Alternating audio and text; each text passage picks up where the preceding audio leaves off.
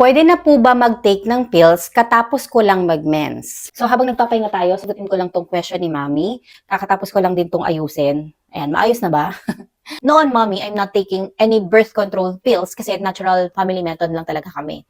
But this time, since dumadami na nga yung mga hormonal acne ko, I'm taking pills right now. So, isi-share ko sa'yo yung tinuro sa akin ng OB. So, ang instruction niya is magte-take ka daw ng pills kapag ongoing yung menstruation mo. Nasa ikatlo or ikalimang araw ng menstruation mo, doon ka magte-take ng pills. Meron kasing dalawang pills na pwedeng gamitin ang babae. Depende yan sa re-reseta sa inyo ng doktor. Merong 21-day pill at saka merong 28-day pill. Sa 21-day pill, 21 days mo lang iti-take yung pills mo. After nun, wala ka nang iti-take. Hihintayin mo na lang magkaregla ka. Tapos, kapag nagregla ka na ulit, on your third day na nireregla ka, pwede mo na ulit simulan yung pag-inom ng 21-day pill. Ngayon, for example, ang gamit mo naman is that 28-day pill. Continuously mo lang iti-take yung pills na yon. Yung last row ng pills na yon is placebo lang. Ibig sabihin, wala na siyang effect, wala na siyang hormones. Kasi yun din yung time na nirereglahin ka na. Ang kaibahan lang nung dalawa is, sa 21-day pills, may time na hindi ka na magti-take ng pills, then hihintayin mo magkaregla ka. Sa 28-day pills naman,